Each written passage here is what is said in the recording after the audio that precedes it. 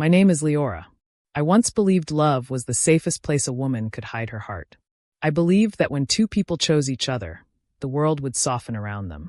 I believed family would protect what was fragile, and grief would be shared, not used as a weapon. I was wrong about all of it. The day my love died, something else died inside me too. The part of me that trusted easily, that believed loyalty was natural, that thought home was forever. Please like, comment, and subscribe, and tell us where you're watching from.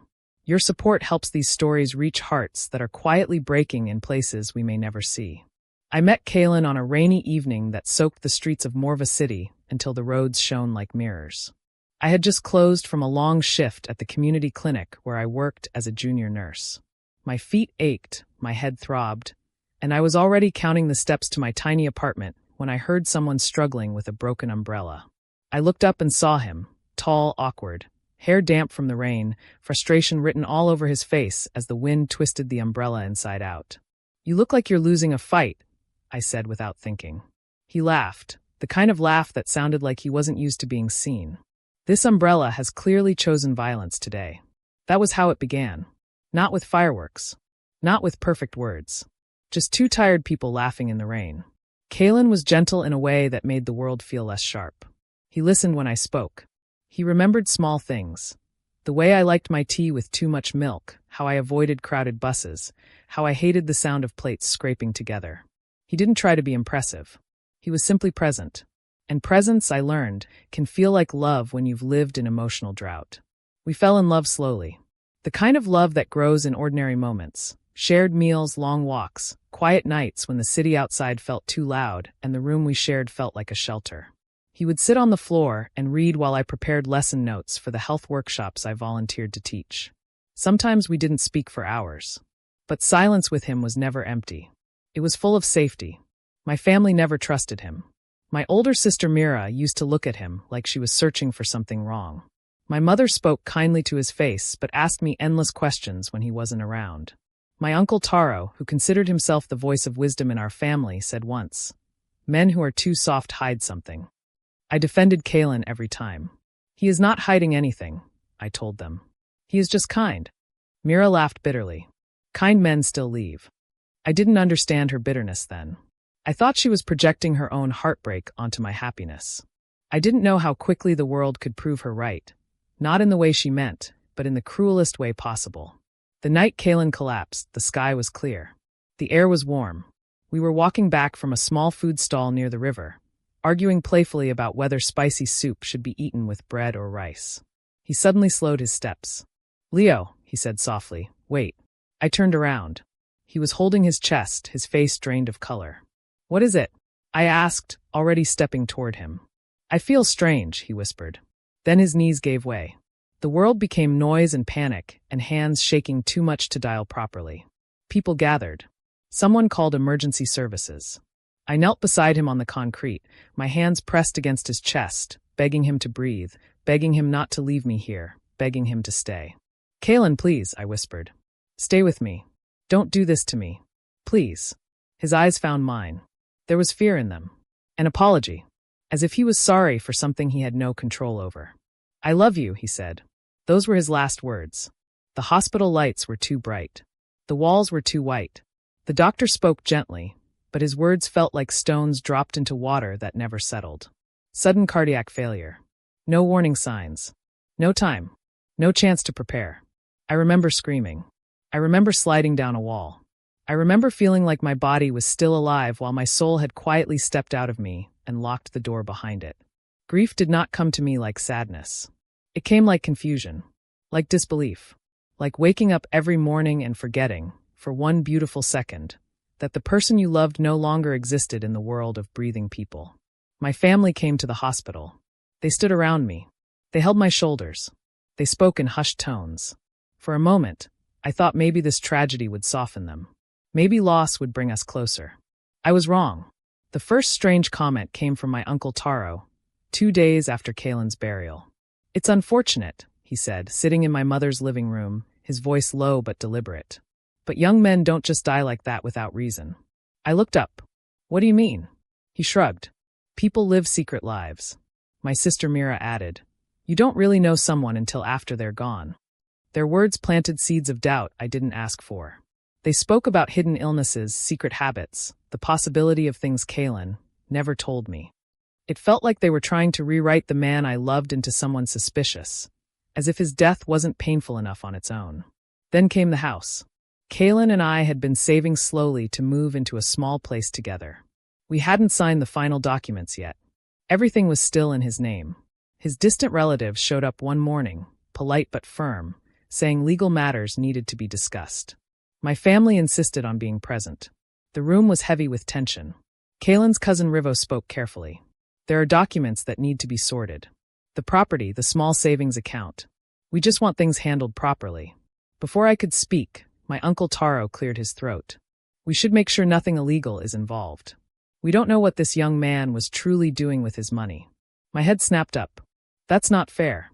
Kaylin worked honestly. You know that. Mira crossed her arms. You thought you knew him. In that moment, grief turned into something darker, betrayal. They were not protecting me. They were quietly turning my love into a suspect, and by doing so, they were making me question my own memories. The worst betrayal came quietly. One evening, I returned to Kaylin's place to collect a few of my things. The sweater I left behind, the notebook where I used to write little plans for our future. The door was open.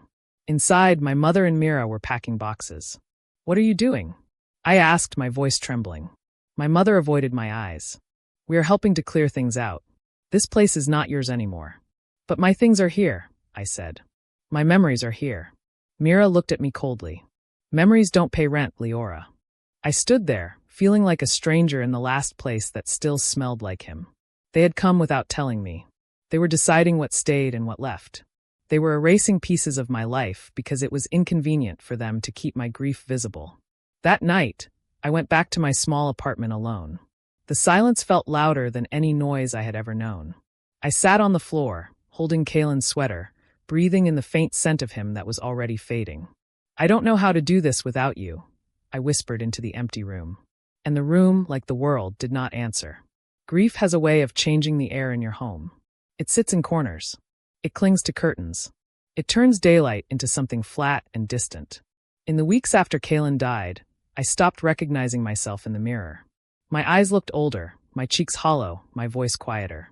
I moved like someone walking through water, heavy and slow, as if the world had increased in weight overnight. At first, my family pretended to be close to me. My mother called every morning. Mira visited twice a week. My uncle Taro kept showing up to check on things. But their closeness wasn't comfort. It felt like supervision. They weren't watching me to see if I was okay. They were watching to see what I still had. One afternoon, my mother sat on my couch with a small folder on her lap. She didn't ask if I'd eaten. She didn't ask if I'd slept. She opened the folder like she was opening a business proposal. Leora, she began, we need to talk about your future. My future? I repeated, my voice dull. You can't stay like this, she said. Kaylin is gone. Life must move. The way she said his name, like an item being removed from a list, made something twist inside me. I'm not refusing to move, I replied carefully. I'm just grieving. Mira nodded, but her eyes were sharp. Grief is fine. But you've become careless. Careless? I asked, confused. Uncle Taro, sitting across from me, leaned forward. We've been hearing things. What things? He glanced at my mother, then back at me. About Kaylin's money. About the people he was involved with. About the fact that after his death, some accounts were frozen. My stomach sank. Frozen? I don't even have access to his accounts. Myra's lips tightened. Exactly. That's why we're concerned. I stared at her. Concerned about what? That you might be blamed, she said, as if she was doing me a favor by saying it out loud. A young man dies suddenly, and his girlfriend is the one closest to him. People might start asking questions. I felt my throat tighten. Who is asking questions? Uncle Taro spread his hands. People talk. And you know how people are. We just want to protect you. I almost laughed, but the sound didn't come. Protect me? From who? From what? Or from the fact that they didn't like the idea of me being connected to anything of value. I loved him, I whispered. That's the only truth I have. My mother sighed like she was tired. Love doesn't stop consequences. That was the day I realized my grief had become a problem for them. Not because they cared, but because they feared it might interrupt the opportunities they imagined. A week later, Kaylin's cousin Rivo called me. Leora, he said softly, I'm sorry to bother you. There's something I need to tell you. My chest tightened. What is it? He hesitated. Kaylin had a small investment account. Nothing huge, but it grew over time. He listed you as the beneficiary. I froze. Me? Yes, he said. But your uncle came to our house yesterday. He was asking about it. He said you're not stable right now, and the family should handle things. My mouth went dry. He did what? Rivo sighed. I'm telling you because it didn't feel right. Kaylin loved you. He made his choices clearly. My hands began to shake. Thank you, I managed. Thank you for telling me. After the call, I sat in silence for a long time, feeling something sharp rise up from beneath the grief. Anger. Not the loud kind. The quiet kind that becomes a decision. That evening, I went to my mother's house. They were all there, my mother, Mira, and Uncle Taro, sitting comfortably like a council. When Mira saw my face, she narrowed her eyes. What's wrong with you? I held my phone tightly. Why did Uncle Taro go to Kaylin's family asking about money? My mother blinked, then looked away. Uncle Taro didn't even flinch. Because someone has to be responsible. I am responsible for my own life, I said, my voice shaking. Not you. Mira scoffed. Don't act like a saint. We know you were living off him. That sentence hit like a slap. I stared at her. Living off him? I worked. I paid bills. I supported him emotionally, physically, in every way I could. You think love is a transaction because that's how you live. Mira stood up quickly. Don't speak to me like that. I turned to my mother. Did you know? Did you all plan this? My mother's voice turned cold. You're emotional, Leora. You're not thinking clearly. We are trying to help you. Help me steal from my dead partner? I asked, my voice rising. Help me by calling me unstable, so you can take what doesn't belong to you. Uncle Taro's eyes hardened. Watch your tone. For a moment, I felt like a child again, like the younger version of me that always swallowed her voice to keep peace. Then I remembered Kaylin's last words. I love you. And I realized something. Even if he was gone, the love he gave me had left a kind of strength behind. A backbone I didn't know I had. I'm leaving, I said quietly. My mother's brows lifted. Leaving where? Away, I replied. From this. Mira laughed bitterly. You can't survive on your own. I looked her in the eyes. You don't know what I can do. That night, I packed my things. Not much. Clothes, documents, a few books, and Kaylin's sweater, the last piece of softness I still owned. I didn't have a big plan. I only knew I couldn't breathe in the same space as people who watched my grief like a business opportunity. I moved into a small rented room near the clinic where I worked. The walls were thin. The bed creaked. The fan made a sound like it was tired. But the place was mine, and for the first time since Kaylin died, I could cry without being watched. I cried for days. Sometimes I cried quietly into my pillow. Sometimes I cried in the bathroom so my neighbors wouldn't hear. Sometimes I cried in public by accident, while buying bread, while riding the bus, while standing in line at the pharmacy. And then one morning, I didn't cry. I woke up with swollen eyes and a headache, and I stared at the ceiling until the sun warmed the room. I thought about Kaylin's hands, the way he used to hold mine like I mattered. I thought about the life we planned. And I thought about the way my family looked at me when I was broken, like broken things were easier to control. I sat up slowly. I can't stay like this, I whispered to myself. It was the same sentence my mother said, but in my mouth it meant something different. It meant I refused to die while I'm still breathing. I threw myself into work. At first, it was only survival. I took extra shifts at the clinic. I volunteered for outreach programs. I learned how to do more than my job description. I started attending workshops. I asked senior nurses questions. I built skills quietly, patiently. One day, my supervisor, Nessa, called me into her office. You've been working like you're running from something, she said gently. I smiled weakly. Maybe I am. Nessa leaned back. You have talent. You're quick, careful, and you don't panic under pressure. Have you ever thought about specializing? I hesitated. Specializing how? Community health coordination, she replied. We need someone like you. Someone who understands people, who can organize programs and lead teams. For the first time in months, something inside me flickered. Hope. But hope is dangerous when you're still raw. It can hurt like a bruise if it gets touched too fast. Still, I nodded slowly. I'll try, I said. That was the beginning of my rebuilding. Not overnight. Not magically, but steadily. I started saving small amounts from every paycheck. I stopped buying comfort food. I stopped spending money on things that didn't heal me. I tracked my expenses. I learned financial discipline like a language, because I understood something now. Money doesn't equal love, but lack of it can trap you among people who treat you like a tool. At night, I studied. I watched free online classes. I practiced proposal writing.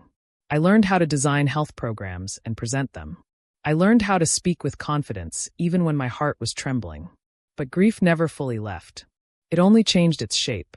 Some nights, I would reach for my phone to text Kaylin, forgetting for half a second. Then reality would punch me in the chest. Other nights, I would dream of him, alive, smiling, telling me I was safe. I would wake up and feel the loss all over again. One evening after a long day, I sat on the floor and held his sweater against my face. "I'm trying," I whispered. "I'm trying to be strong." And in the silence, I imagined his voice, not as a ghost, but as a memory that refused to die. "You don't have to be strong all the time, Leo. Just don't give up." Months passed. My grief became quieter, but my determination became louder. Then came the call that changed everything. It was Rivo again. "Leora," he said, voice tense. "Your family is making moves again." My heart dropped. "What do you mean?" "They filed a claim," he said. "They're saying you manipulated Kaylin, that you pressured him to list you as beneficiary.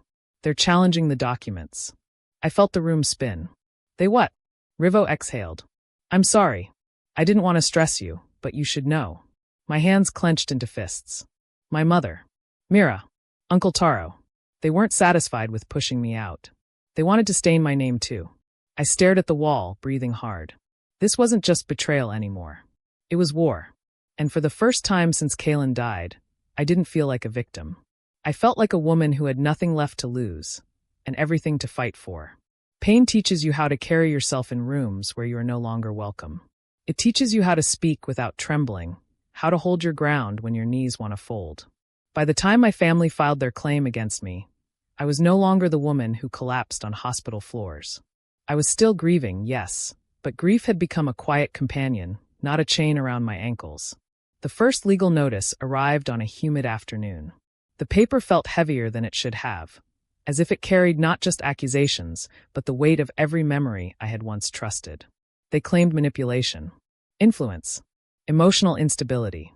It read like a story written by people who had never truly known me, yet believed they owned my narrative.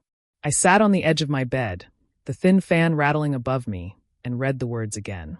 Then I folded the paper neatly and placed it in a drawer. Panic wanted to take over, but discipline answered it. I called Rivo. "I'll face it," I said. "I won't hide." Rivo paused. "You'll need support." "A lawyer." "I'll find one," I replied. "I always do." Finding help when you're rebuilding from nothing teaches you humility. The first 2 lawyers I visited were polite but distant, the kind who see your worn shoes before they hear your story. The third, a calm woman named Celis, listened without interrupting. She asked questions that weren't about money first. She asked about Kaylin, about our life, about the nature of our bond. "This case isn't just legal," Celis said. "It's personal. Are you ready for them to pull your pain into public?" I swallowed. "They already did. I just want the truth to stand." Celis nodded. "Then we'll stand with it." The process was slow. Documents, statements, verifications. Each step reopened wounds I thought had scabbed over. I had to recount the night Kaylin died. I had to show messages, small notes he left for me, the plan he wrote for our future on the back of a grocery receipt. I had to prove that love, to strangers who measured sincerity in paperwork. At work, Nessa noticed the shadows under my eyes. "You're carrying too much," she said gently. "I'm carrying what I must," I replied. She placed a hand on my shoulder. "You don't have to be alone in it." And I realized something. The world had quietly offered me a new family, one built not on blood, but on presence. Colleagues who covered my shifts. Friends from the clinic who brought me meals. Neighbors who didn't ask questions but left warm tea by. Healing isn't dramatic. It's small kindnesses that pile up until you remember what safety feels like. The hearing date came. The room was cool, formal, indifferent to human heartbreak. My family sat across from me. My mother's face was composed, Myra's eyes unreadable, Uncle Taro's posture rigid with confidence. They spoke about concern, about protecting family interests, about questionable influence. When it was my turn, I stood. My hands trembled at first. Then I thought of Kalen's last smile. I breathed. I loved him, I said simply. Not for what he had, but for who he was. I didn't need to manipulate love. It was freely given. Celis placed the documents before the panel. The beneficiary designation. The dated notes. The messages that showed intention, not coercion. The truth doesn't shout. It sits there and waits. Weeks later, the decision arrived. The claim was dismissed. No evidence of manipulation. No basis for accusations. The documents stood. I didn't celebrate. I sat on my bed and let the relief wash through me like rain on dry ground. Not because I had won money, but because my love had not been dragged through mud and called a lie. That evening, I walked along the river where Kalen and I used to argue about soup. The water reflected the city lights, trembling but steady. I whispered into the night, "We're okay. I kept your name clean." Time kept moving. So did I. My work with community health programs grew. I learned to write proposals that got funded. I coordinated outreach teams. I trained volunteers. I spoke in rooms that once would have made me shrink. Confidence didn't come as a sudden gift. It grew like a muscle from being used. My savings became stability. Stability became choices. One afternoon, Nessa called me into her office again. "We're opening a new unit," she said.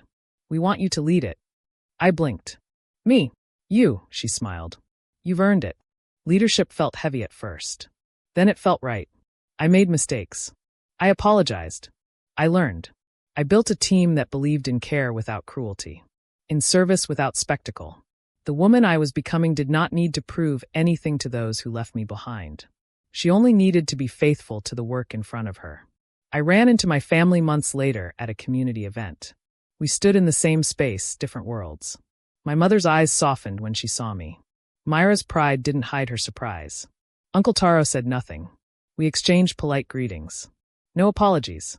No explanations. Sometimes closure is not a conversation. Sometimes it's distance that no longer hurts. Later that night, I sat alone on my balcony, the city humming below. I held Kalen's sweater one last time and folded it carefully into a box. Not because I wanted to forget him, but because I had learned how to carry love without letting it anchor me to grief. I whispered, "Thank you for loving me the way you did. I'll carry it forward." And then I breathed in the night air and let the woman I had become stand fully in her own life. Steady, capable, and finally free. Please like, comment, and subscribe, and tell us where you're watching from.